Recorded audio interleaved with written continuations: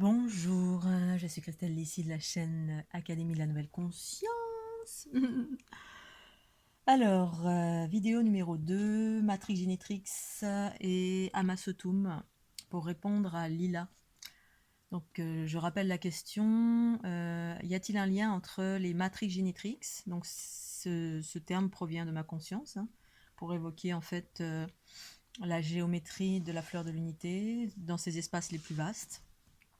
Et Amasotum. Amasotum, pour ceux qui ne savent pas ce que c'est un terme employé qui provient, je pense qu'il provient de Anton Parks. Je sais pas, j'ai pas vérifié s'il y avait d'autres personnes qui avaient conscientisé ça. Les Amasotum, Anton Parks, qui relate l'origine de l'humanité reptilienne. Donc à travers la branche, la lignée des matriarches, c'est-à-dire l'aspect matriarcal des reptiliens. Les Amasotum, matriarches sombres, ça porte plusieurs noms. Amasotum, bref, il y a plusieurs dénominations. Et donc, j'ai répondu à ta question, Lila, dans la vidéo précédente, qui s'appelle Matrix Génétrix et Amasotum, partie 1, réponse à Lila. Donc, comme j'expliquais, effectivement, c'est en lien. Donc, j'expliquais effectivement que c'était tout simplement des manifestations et des êtres, qu'ils existaient ou pas, et bien des êtres qui étaient porteurs d'une information du matriarcat originel, au même titre que Marie-Madeleine, Isis, Perséphone, Jeanne d'Arc, Aramumuru, Inanna, bref, toutes les déesses, Vénus, bref, toutes les déesses dignes de ce nom, dans le sens qui étaient vecteurs d'un enseignement, ou tout simplement qui portaient des informations relatives à l'androgyne primordial, c'est-à-dire l'utilisation des deux polarités dans l'équilibre en soi, le tout individualisé, qui était porteuse de l'équilibre, qui avait un enseignement qui était propre, qui retraçait en fait un enseignement originel matriarcal, c'est-à-dire harmonieux, maintenir l'équilibre en utilisant ces deux polarités, c'est-à-dire le principe féminin en soi qui guide la conscience, et la manifestation de la conscience, c'est le corps physique qui est dirigé par cette conscience en soi. Ça, c'est ma conscience à ce jour. Donc effectivement, ça a balisé mon chemin, c'est-à-dire c'est venu vers moi, depuis, ça a commencé vers mes 30-33 ans. Mais je me suis pas identifiée, comme j'ai expliqué dans l'autre vidéo. À chaque fois, je l'ai perçu comme étant des informations qui me montraient ce que j'étais, mais ce que j'étais pour aller plus loin. Et ce que nous sommes tous et toutes, pour celles et ceux qui ont des origines matriarcales, qui sont plutôt dans une génétique matriarcale, c'est-à-dire en provenance directe de, entre guillemets, ces déesses mères originelles, qui effectivement étaient également des généticiennes selon Anton Parks. Mais je confirme ces informations pour ma part aussi, sans pour autant être totalement dans l'information d'Anton Parks, que de nombreux êtres sur la planète ont recouvré ces informations en soi de par notre génétique ou de par des lectures. Ça ouvre en fait des informations pour retrouver cette part manquante de l'histoire de l'humanité, hein, qui a été occultée en totalité. Moi, j'ai été très très très réfractaire. Enfin, voilà, j'ai mis beaucoup de temps à recouvrer ces informations parce que j'avais des résistances à tous les niveaux. Je voulais pas voir ni en entendre parler. J'en avais entendu parler, mais ça venait vers moi et c'était non, non, non, non, ça m'intéresse pas, je veux pas, jusqu'à ce qu'à un moment donné, je me prenne une grosse claque et puis que là, il y a une part de moi qui me dise bon, d'accord, ok, là maintenant, à force, je vois que ça force, ça force, ça force, ça vient vers moi tout le temps. Donc à un moment donné, il faut regarder, s'ouvrir, et j'ai regardé, et voilà. Et donc du coup, ça a été un pan de l'histoire qui était la continuité de Marie-Madeleine, de Isis, de tout ça, qui venait vers moi, mais des formes pensées auxquelles je ne me suis pas identifiée. C'est le piège de l'astral, c'est ça. On s'identifie et on est investi par des formes pensées qui ne sont pas forcément une réalité, mais c'est ce que c'est. Voilà, pour moi, j'ai pas de jugement. Pour autant, ce qui est important, c'est justement la source pure de mon être. C'est-à-dire, pour moi, c'était ça, je me connectais à ça, la source pure de mon être, pour justement, je le savais pas en temps et en heure lorsque je vivais tout ça, mais maintenant je le sais, c'est justement pour apporter, en tout cas vivre pour moi-même le renouveau qui ne fait plus partie de ces histoires-là, mais qui fait fi de toutes ces histoires, et en même temps, ces histoires-là sont étaient comme des balisages pour justement aller plus loin, vers une nouvelle compréhension de ce qu'est le féminin originel, c'est-à-dire les mères cosmiques, dans une dimension plus vaste, c'est-à-dire extraterrestre, au-delà de Isis, de Marie-Madeleine, de Perséphone, de Jeanne d'Arc, de Attis, Sotis, ou toutes les déesses qu'on portait, les matriarches sombres, les Amasoto, Barbelou, Nouréa, etc. Tout ça qui existait, que ça existait ou pas. L'idée, c'était d'aller plus loin, en tout cas pour ma part, et ce plus loin, c'était Matrigénitrix. Alors, il y avait deux expressions, c'est-à-dire l'idée, c'était d'aller plus loin pour ma part, mais également en traversant toutes ces ondes de forme, toutes ces formes, c'est-à-dire toutes ces histoires. Isis, Marie-Madeleine, Marie, les Vierges Noires. Alors ça, j'ai pas insisté là-dessus, mais la notion de Trinité aussi, ça venait tout le temps vers moi sans arrêt, le 3, la Trinité. Au tout début, quand j'avais 35 ans, et ensuite ça m'a suivi, et j'ai découvert au fil du temps.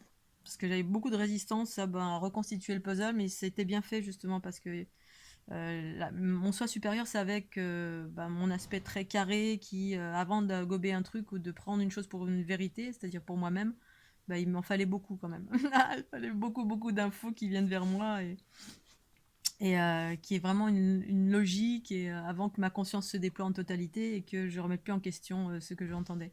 Et encore, je remets toujours en question quand même. Quand j'ai des doutes, hop, je remets en question ce que je peux être amené à entendre ou percevoir.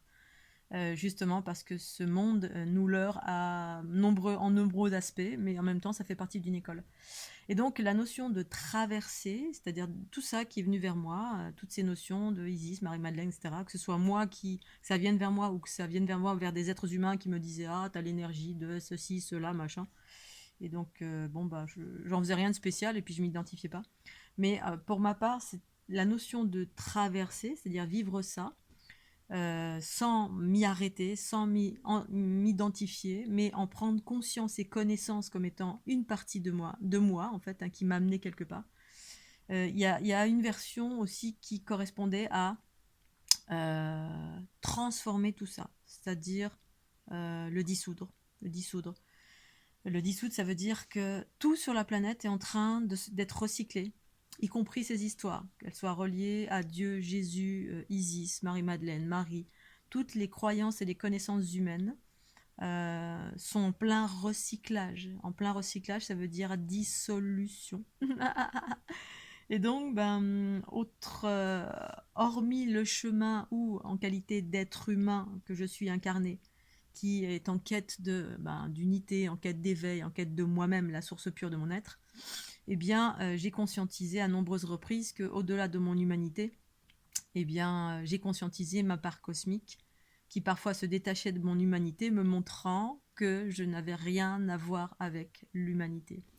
C'est-à-dire, dans ma part cosmique, eh bien, j'étais ici, bas sur Terre, pour transcender de l'information, c'est-à-dire des vieux schémas. J'étais là pour les transcender. Pour les transcender, il s'agit de les vivre et dans une certaine mesure de s'identifier, c'est-à-dire se reconnaître en étant cela.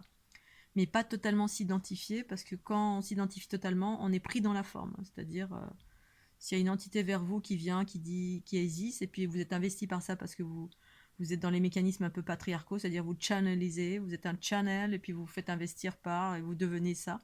Et là, vous êtes enfermé dans une forme qui va dire, ah bah voilà, vous vous appelez Isis, ou Isis Marie, ou Marie-Madeleine, ou autre chose qui est en lien avec la déesse toute puissante de...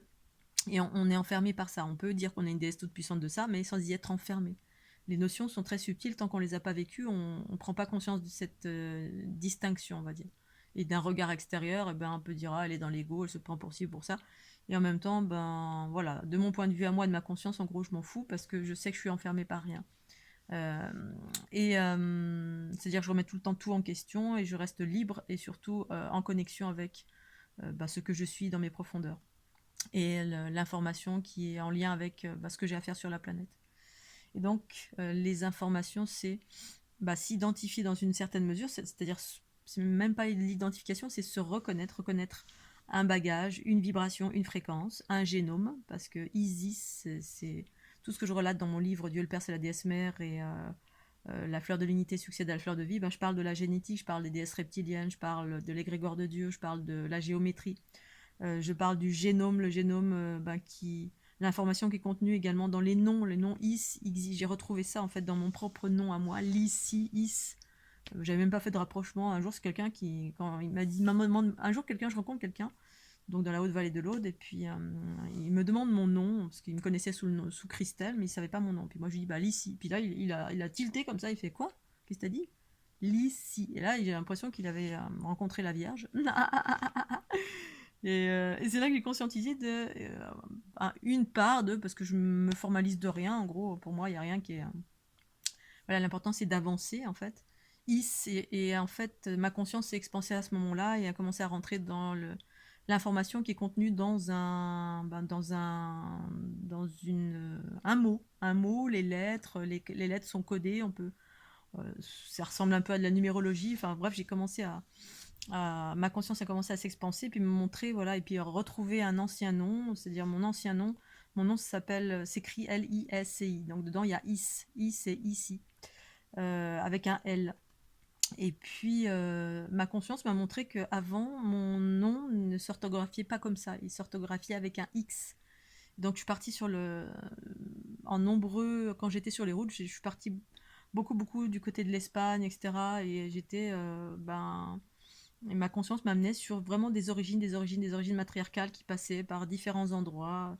C'est passé par, voilà, du côté des Pays Basques, des Catalans, avec certaines consonances qui retraçaient en fait un peuple nomade qui était d'origine matriarcale et qui utilisait, qui avait où il y avait des verbes, des noms, des lettres et des mots qui étaient d'où mon prénom provenait en fait. Il y avait dans mon nom une origine et donc cette origine c'était le X.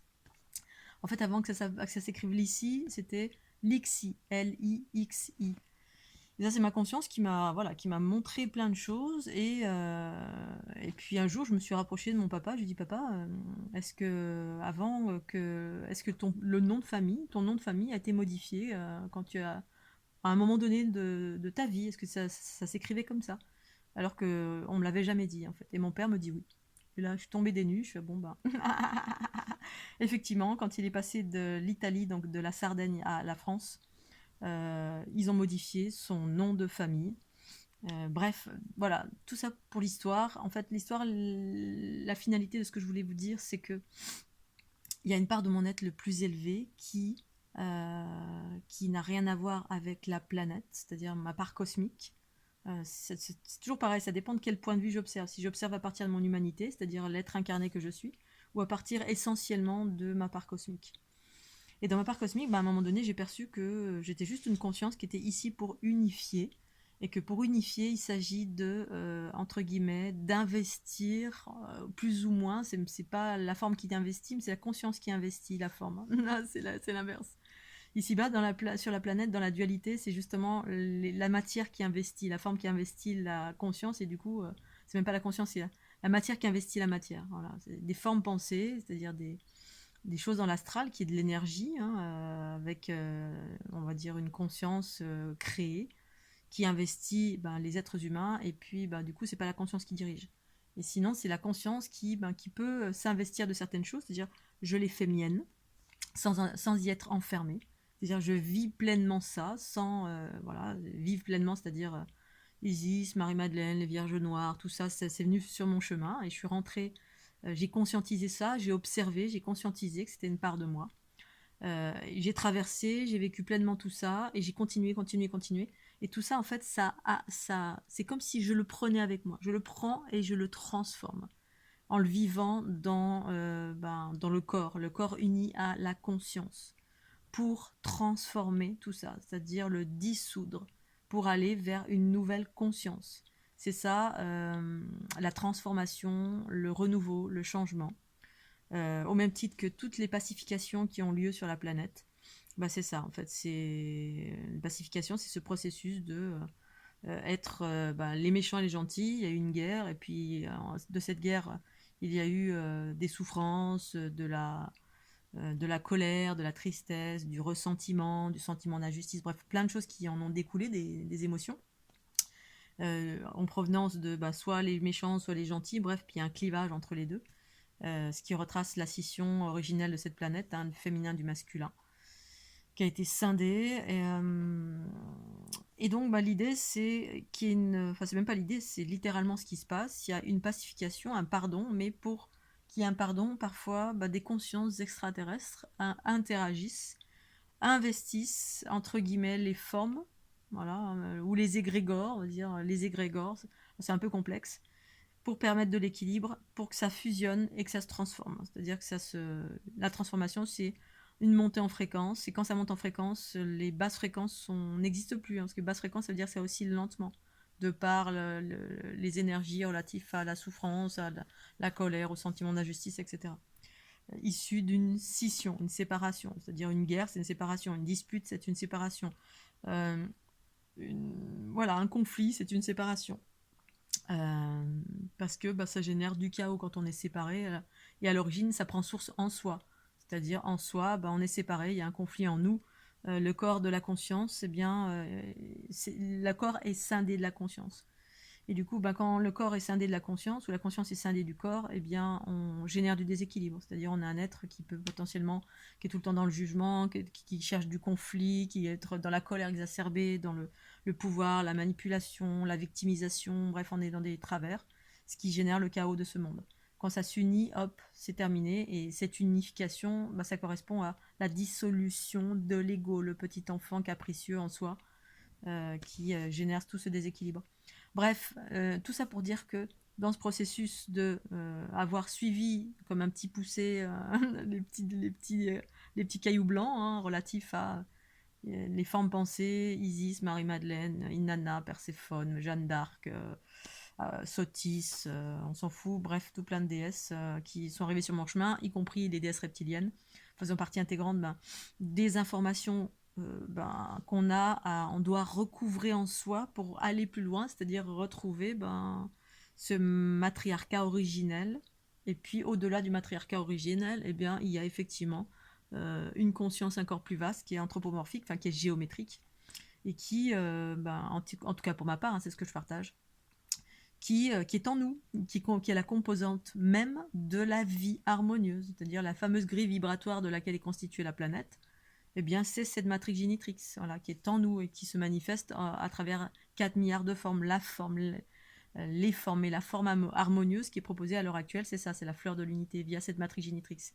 Et ensuite, les différentes manifestations, voilà, il y a êtres bleus, les mères cosmiques, généticiennes, il y a les êtres humains à travers Isis, Marie-Madeleine, les matriarches sombres, etc., qui avaient toutes ces notions de clonage, qui manipulaient, qui utilisaient la génétique, hein, qui étaient des généticiennes, effectivement, selon on va dire les informations relatives à Anton Parks, que je confirme en totalité, en fait, pour avoir retrouvé ça en moi en totalité, en fait, c'est voilà, un pan de l'histoire de l'humanité. Généticiennes qui étaient toutes à l'exact identiques. Voilà, elles se clonaient les unes des autres, elles étaient porteuses d'une vibration particulière, sauf qu'elles avaient perdu leurs origines au-delà de la manifestation d'êtres humains, d'êtres humains entre guillemets reptiliens. Mais on porte tous des gemmes reptiliens en fait, hein. C'est ça qui est intéressant pour ceux et celles qui sont en mode ah les reptiliens dégueulasses. En fait, vous êtes tous, quasiment tous les êtres de la planète sont. On a cette génétique en nous, on a une réminiscence, hein. On a le cerveau reptilien qui est une réalité, on a le coccyx qui est une réalité relative à une ancienne queue que nous avions dans des temps passés. Presque tous qui sont. On est devenu ensuite, il y a eu de la transformation et au niveau de la génétique, et puis de l'évolution, et puis aussi des mélanges avec d'autres races extraterrestres, bref. On est le fruit en tout cas dans le corps humain, la matière, on est le fruit d'expériences issues du passé.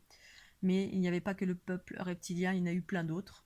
Voilà, mais tout ça pour dire que, au-delà de mon humanité, mon cheminement correspondait et correspond aussi à absorber, prendre conscience, absorber et transformer toutes ces histoires propres à la dualité et à la dualité humaine, hein, ce qui fait qu'on vit le chaos, qu'on est séparés.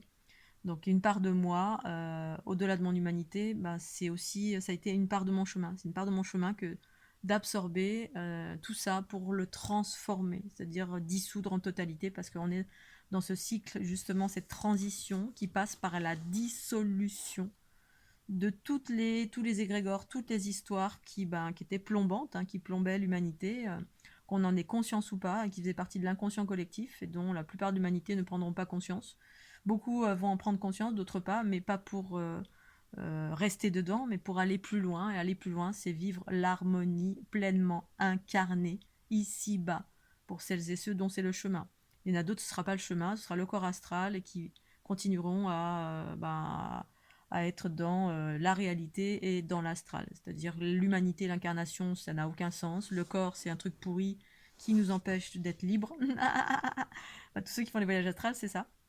Et ben, je suis en accord, je suis rien contre ni pour, je respecte cette réalité. En ce qui me concerne, je partage une autre réalité qui est la mienne, qui est incarner pleinement la conscience du principe féminin en soi, c'est-à-dire cette harmonie, cet amour, cette bienveillance, ce mécanisme relatif à la fusion et à la transformation, plutôt qu'au rejet et à la séparation. Pour autant, chacun en est là où il en est. Certains sont encore dans la séparation, mais vont vers la fusion et la transformation. D'autres découvrent à peine la séparation, bah, c'est ok. D'autres sont en train étaient déjà dans la fusion depuis toujours et sont en train d'apprendre à transformer et non pas se séparer ou se protéger, mais transformer en montant en fréquence. Bref, c'est des nouveaux mécanismes relatifs à ce matriarcat originel qui a été totalement occulté et par là occulter tous les processus et les mécanismes relatifs à la transformation, vivre la Kundalini d'une façon différente de ce qui a été exprimé, c'est-à-dire le langage et les expressions majoritaires, c'était des expressions et un langage et une conscience et des expériences relativement que patriarcales. Et en fait, l'équilibre, c'est quand on a le choix et qu'on a la connaissance des deux. Et ensuite, on se situe par rapport à ces deux fonctionnements, ou pas. Voilà Scooby-Doo, je vais m'arrêter là. Je vous fais des gros bisous et puis pensez au petit pouce bleu. Tchuss.